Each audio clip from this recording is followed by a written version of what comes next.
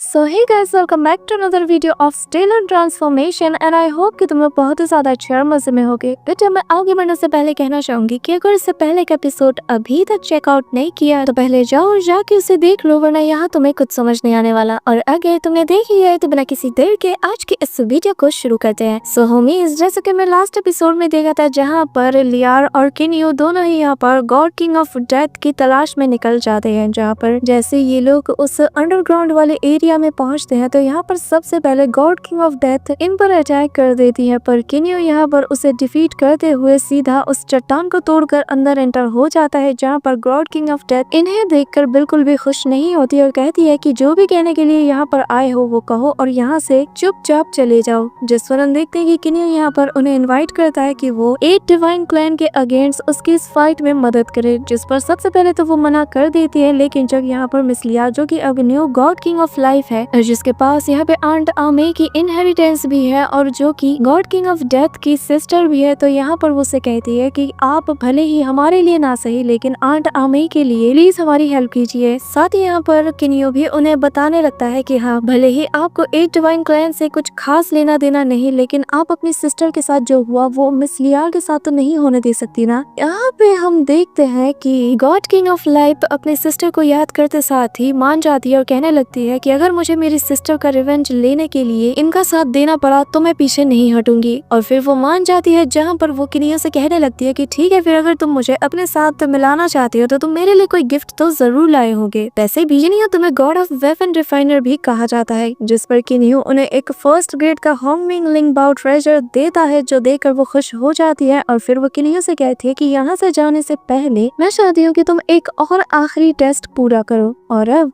आगे सो होमीज, हमारे इस एपिसोड के स्टार्टिंग में हम देखते हैं कि यहाँ पर गॉड किंग ऑफ डेथ किन्यू और लियार को एक जगह पर ले आती है और बताने लगती है कि सालों पहले मैंने एक गॉड किंग से फाइट किया था जिसके पास लाइफ एनर्जी भी मौजूद थी, लेकिन उसने मुझे हरा दिया था और तब से ही मैंने उससे प्रॉमिस किया कि जब तक मैं उसे हरा ना दूं तब तक मैं डिवाइन रियलम में वापस नहीं जाऊंगी। लेकिन मैं उसे अकेले नहीं हरा सकती, पर अगर इस काम में कोई मेरी हेल्प करता है तो भी मैं अपने वादे को पूरा कर सकती हूँ। बट अनफॉर्चुनेटली सिर्फ आशुरा ही हैं जिनके पास ये ताकत है कि वो यहाँ पर इसको हरा पाए, पर मैं उनके साथ ज्यादा फेमिलियर नहीं हूँ तो मैं उनसे हेल्प नहीं मांग सकती। जिस पर किन्यू कहने लगता है कि अच्छा, तो आप ये चाहती हैं कि मैं आपके लिए आपके इस ओपोनेंट को डिफीट करूँ। जिस पर वह हमें जवाब देते हुए कहती है कि तुम्हारी स्ट्रेंथ और स्पेशली तुम्हारे इस पैर को अगर मैं कंबाइन करूँ तो तुम्हारी जो ओवरऑल स्ट्रेंथ होगी वो मेरे से भी बहुत ज्यादा होगी, इसलिए तुम इसे बहुत ही आसानी से हरा सकते हो। हाँ, पर अगर तुम्हें डर लग रहा है तो तुम वापस जा सकते हो, वैसे भी तुम बस वेपन रिफाइनिंग में ही मास्टर हो गए। यहाँ पर वो किन्यू को छेड़ रही होती है कि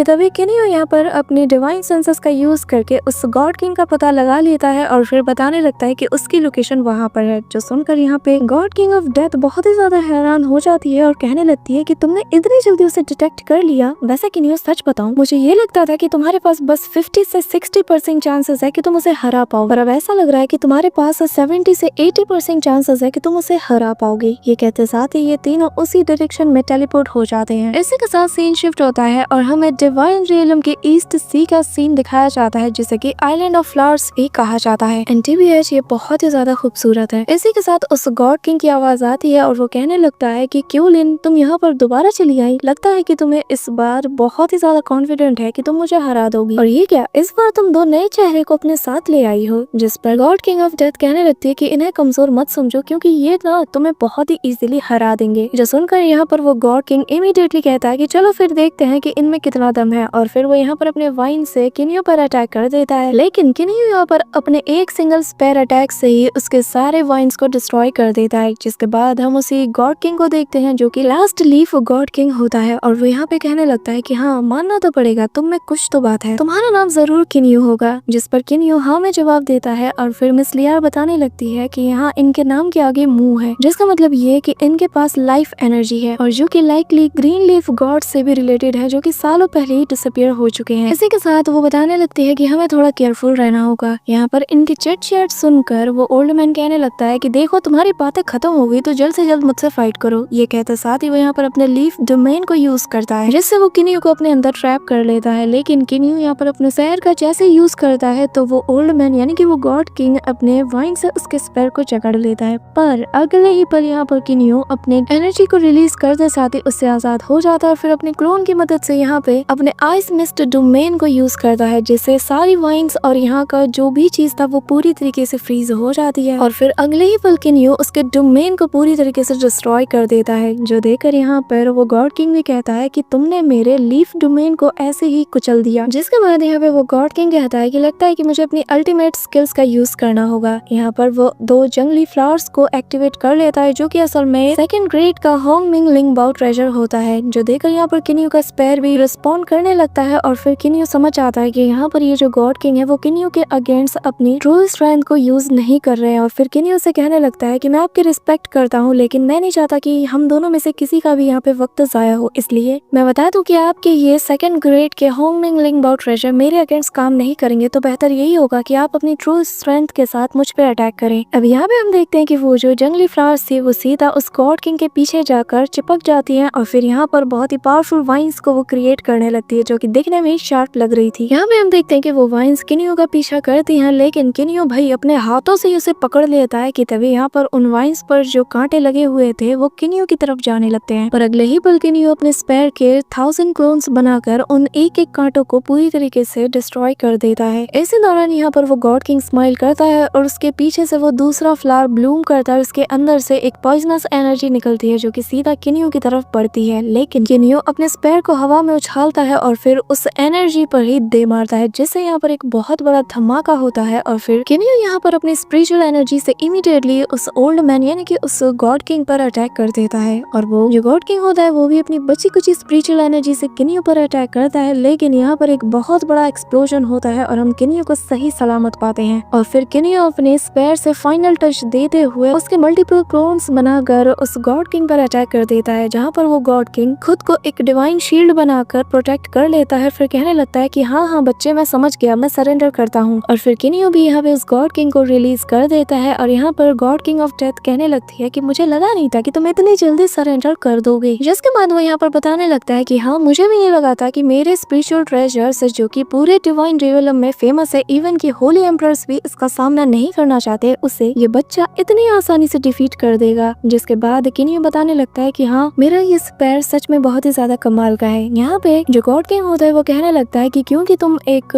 गॉड ऑफ वेपन रिफाइनिंग हो तो तुम्हारे आगे हार कर मुझे बिल्कुल भी शर्मिंदगी नहीं महसूस हो रही। पर बच्चे, तुम्हारा जो क्लोन था ना, उसे भी मैंने जकड़ लिया था, तो शायद हम दोनों के बीच ये मैच ड्रॉ हुआ। जिस पर किन्यू स्माइल करने लगता है और फिर हमें पता चलता है कि यहाँ पर ये तो उसके वेपन का ही एक मिराज था, यानी कि एक टाइप का इल्यूजन, ना कि किन्यू की कोई क्लोन बॉडी। और फिर यहाँ पे उस गॉड किंग का चेहरा देखने लायक होता है। वो कहने लगता है कि बच्चे, तुम बहुत ही ज्यादा चालाक हो। जिसके बाद वो यहाँ पर आंट क्यूलिन से कहने लगता है कि देखो, एक बात मैं पहले ही क्लियर कर दूं, ये तो बिल्कुल मत समझना कि तुमने मुझे हराया है, क्योंकि यहाँ पर जिसने मुझे हराया है वो किन्यू है। जिस पर गॉड किंग ऑफ डेथ भी कहने लगती है कि हाँ, पर अगली बार मैं ही तुम्हें हराऊंगी। जिस पर God king of final leaf कहने लगते हैं कि हाँ ठीक है, फाइट करने के लिए आ जाना, लेकिन उन ट्रेजर्स का यूज बिल्कुल मत करना जो तुम्हें किन्यू देगा। जो सुनकर यहाँ पे गॉड किंग ऑफ डेथ भी शॉक्ड हो जाती है और कहने लगती है कि आखिर इसे पता कैसे चला कि मेरे पास किन्यू का दिया हुआ स्पिरिचुअल ट्रेजर मौजूद है। जिसके बाद यहाँ पर वो गॉड किंग कहने लगता है कि ज़ो क्यूलिन, हारना कोई बुरी चीज नहीं है, ये तो हमारी आगे बढ़ने की जर्नी का एक हिस्सा है। लेकिन किन्यू, मैं तुम्हें बता दूं, इस पूरे रियलम में तुम सभी बहुत से पावरफुल लोग मौजूद होंगे। और हाँ, इससे मुझे याद आया कि एक बार जब मैं वेस्ट सी की तरफ गया था, वहाँ पर मैं एक गॉड को चैलेंज करने के लिए गया था, क्योंकि मुझे फाइट करने में मजा आता है। पर मैं बस उनसे रिक्वेस्ट कर ही रहा था और जो अटैक उन्होंने मुझ पे किया ना, मैं उनकी शक्ल तक नहीं देख पाया, लेकिन मैं उस अटैक से इतनी बुरी तरीके से डर गया कि मैं वहाँ से 9-11 हो गया। यहाँ पर हम देखते हैं कि किन्यू इतने पावरफुल गॉड का सुनते साथ ही कहने लगता है कि क्या अगर मैं वहाँ पे जाऊँ तो वो मुझे मिलेंगे। जिस पर God king of last leaf कहने लगते हैं कि बेकार में कोशिश मत करो, क्योंकि मैं अपनी जवानी के दिनों में बहुत बार उनसे मिलने का प्रयास कर चुका हूँ, लेकिन मैं हर बार नाकाम रहा। जिस पर किन्यू बताता है कि मैं और मेरी वाइफ ब्लड सी में ही जाने का प्लान बना रहे हैं, तो शायद अगर हमारी किस्मत अच्छी हो तो हम उनसे मिल पाए। जिसके बाद वो यहाँ पर उसी गॉड किंग से कहने लगता है कि सीनियर, मैं आपसे रिक्वेस्ट करना चाहता हूँ कि क्या आप हमारे साथ आना चाहेंगे। इस पर वो गॉड किंग मना कर देता और कहने लगता है कि बहुत साल बीत चुका है और मैंने अब उम्मीद छोड़ दी है कि मैं उससे कभी मिल भी पाऊंगा, इसीलिए मैं अपनी बची कुछ जिंदगी यहाँ इस आइलैंड पर गुजारना चाहता हूँ। यहाँ पर ये कहते साथ ही वो गॉड किंग यहाँ से डिसअपीयर हो जाता है और फिर गॉड किंग ऑफ डेथ और ये दोनों मिलकर यहाँ से टेलीपोर्ट होकर सीधा ब्लड सी के पास पहुंच जाते हैं। यहाँ पर पहुंचते साथ ही लियार कहने लगती है कि भले ये सी ब्लड जैसा दिखता हो, लेकिन इसमें ब्लड की स्मेल स्मेल बिल्कुल भी नहीं आती। जिसके बाद किनियो बहुत ही रिस्पेक्टफुली यहाँ पर जो ब्लडी क्वीन होती है इस वेस्टर्न सी की, उसे यहाँ पर ग्रीट करते हुए बाहर मिलने के लिए बुलाने लगता है। तभी यहाँ पर किसी के हंसने की आवाज आती है और फिर हम देखते हैं कि जो गॉड किंग ऑफ डेथ होती है वो कहने लगती है कि न जाने मुझे यहाँ पर कुछ गड़बड़ क्यों लग रही है। यहाँ पर हंसने की आवाज और तेज हो जाती है और फिर हम देखते हैं कि एक आवाज कहने लगती है कि लगता है कि यहाँ पर कोई है जो कि मुझे सेंस कर सकता है, और अगले ही पल वो टाइम को रोक देती है, जिसे देखकर किनियो अपने मन में कहता है कि मुझे पता नहीं था कि डिवाइन रियलम में कोई और भी है जो कि टाइम को पूरी तरीके से फ्रीज कर सकता है। इसी के साथ पानी की तेज धारा ऊपर की तरफ उठने लगती है और फिर उन्हीं के बीच में हमें ब्लड सी की क्वीन को दिखाया जाता है, जहाँ पर वो कहने लगती है कि क्या बात है कि 3 डिलीशियस गॉड, बहुत अच्छे, मुझे यकीन ही नहीं हो रहा कि मेरे सामने इतने बेहतरीन शिकार हैं। ये कहते साथ ही वो अपने नाखूनों से जैसे इन पर अटैक करने जाती है। हम देखते हैं कि किनियो यहाँ पर immediately God king of death और मिस लियार को लेकर अपने मेंशन में टेलीपोर्ट हो जाता है, जिसके बाद मिस लियार कहने लगती है कि यकीन नहीं होता कि डिवाइन रियलम में इतनी पावरफुल गॉड किंग भी मौजूद हो सकती है। जिस पर किनियो कहता है कि हाँ, लगता है हमने डिवाइन रियलम के जो गॉड किंग्स होते हैं उनकी ताकत को बहुत ही कम आंक लिया। इसी दौरान हम गॉड किंग ऑफ डेथ को देखते हैं जो कि किनियो के इस लिटिल यूनिवर्स में पहली बार आई थी और वो कहने लगती है कि आखिर ये कैसी जगह है, यहाँ पर मैं अपनी स्पेटियल लॉ को यूज क्यों नहीं कर पा रही, साथ ही मैं अपनी टाइम एक्सेलरेशन को भी यूज क्यों नहीं कर पा रही। जिस पर किनियो बताता है कि आप इस वक्त मेरे बनाए हुए वर्ल्ड के अंदर मौजूद है। कि तभी यहाँ पर मास्टर जी भी आ जाते हैं और वो यहाँ पर गॉड किंग ऑफ डेथ को देखकर पूरी तरीके से हैरान हो जाते हैं और कहने लगते हैं कि ये बिल्कुल वैसी ही है। जिसके बाद गॉड किंग ऑफ डेथ किनियो से कहने लगती है कि मेरे लिए रहने की एक जगह का इंतजाम करो, क्योंकि मुझे वहाँ पर बैठकर अपने वेपन को रिफाइन करना है। कि तभी यहाँ पर किनियो अपने बटलर को बुलाता है जो कि यहाँ पर गॉड किंग ऑफ डेथ को उनकी जगह दिखाने के लिए उन्हें अपने साथ ले जाता है। जिसके बाद मास्टर जी किनियो से कहने लगते हैं कि तुमने ज़ो क्यों लिन को भी अपने साथ मिला लिया है, तो अब डिवाइन रियलम में तुम अपनी एक फैक्शन यानी कि अपनी एक सिटी को अगर क्रिएट करते हो तो इसमें कोई भी मुश्किल नहीं आने वाली। तो बताओ अब आगे तुम लोग क्या करने वाले हो। जिस पर किनियो मिस लियार का हाथ पकड़ते हुए कहता है कि लियार ने और मैंने ये फैसला किया है कि हमारा बच्चा पैदा होने से पहले हम डिवाइन रियलम में अपनी एक सिटी को बिल्ड करेंगे और जिसकी शुरुआत हम बहुत ही जल्द करने वाले हैं। इसी के साथ हम किनियो को देखते हैं जहाँ पर वो एक जगह पर बैठकर फोकस करने की कोशिश करता है और फिर अपनी फिंगर को यहाँ पर स्पेस में लहराता है और फिर अपनी स्पेस सीक्रेट टेक्निक का यूज करते हुए एक क्रैक बनाता है और जिसके अंदर वो एंटर हो जाता है। फिर हमें पता चलता है कि ये किनियो की एक न्यू यूनिवर्स है जिसके अंदर वो इस वक्त मौजूद है, जहाँ पर हम देखते हैं कि आते साथ ही किनियो पर अटैक्स होने लगते हैं, लेकिन किनियो यहाँ पर अपनी स्पेस लॉ टेक्निक का यूज करते हुए उन अटैक्स को थोड़ी देर के लिए डिस्ट्रैक्ट कर देता है और फिर वो उसी जाइंट से सन के पास पहुंच जाता है, जिसे देखकर किनियो कहने लगता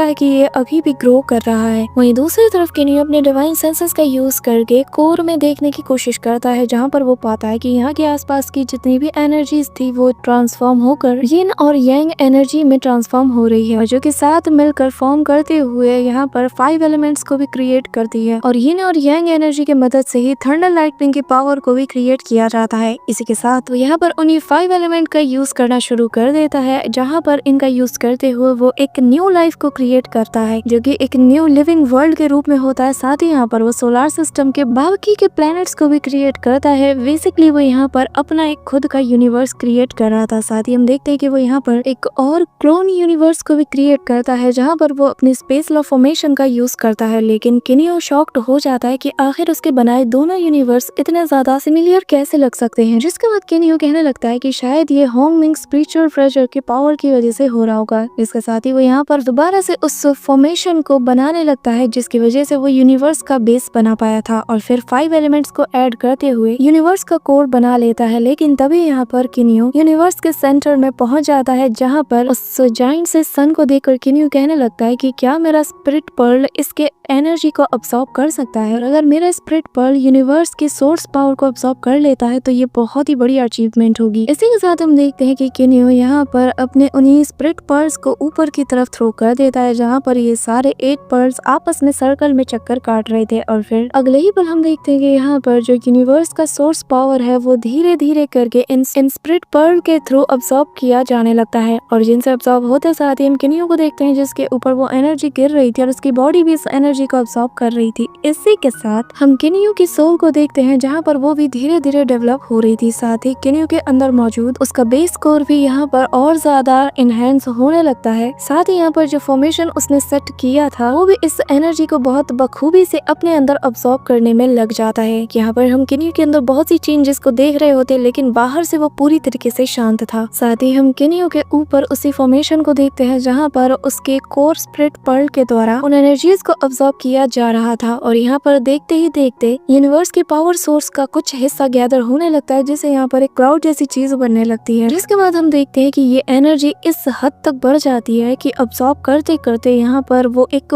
बहुत ही पावरफुल और जाइंट से ब्लैक होल का शेप ले लेता है, जो कि लगातार अपने अंदर उस एनर्जी को अब्सॉर्ब किए जा रहा था। और फिर किनियो यहाँ पर होंगमिंग की स्पिरिचुअल एनर्जी का भी यूज करता है, जिससे फाइनली यहाँ पर वो एक बॉल की शेप में आ जाता है और यहाँ पर एक बहुत बड़ा एक्सप्लोजन होता है, जिससे हम देखते हैं कि किनियो अपनी आंखें खोलकर बताने लगता है कि होंगमिंग ने एक न्यू यूनिवर्स को क्रिएट किया है और ये जो रियलम है ये बहुत ही ज्यादा बड़ा और एंडलेस है। इसी दौरान किनियो का भी हमें ट्रांसफॉर्मेशन देखने को मिलता है और फिर किनियो बताने लगता है कि उन 8 एलिमेंट्स ने यहाँ पर कॉस्मोस को जन्म दिया। इसी के साथ किनियो अपने इस नए रियलम के बारे में बताने लगता है और साथ ही यहाँ पे हमें किनियो का कमाल का ट्रांसफॉर्मेशन भी देखने को मिलता है। साथ ही यहाँ पर किनियो ने इस न्यू यूनिवर्स के हर एक छोटे बड़े सीक्रेट को भी पूरी तरीके से अंडरस्टैंड कर लिया है और अब फाइनली जिसके लिए वो इतने दिनों से कड़ी मेहनत करता हुआ आ रहा है उसे उसमें सक्सेस हासिल हो जाती है और फाइनली किनियो गॉड रियलम का एक गॉड किंग बन चुका है। एंड टीबीएच इस वक्त मुझे बस जोशियान का रिएक्शन देखना है।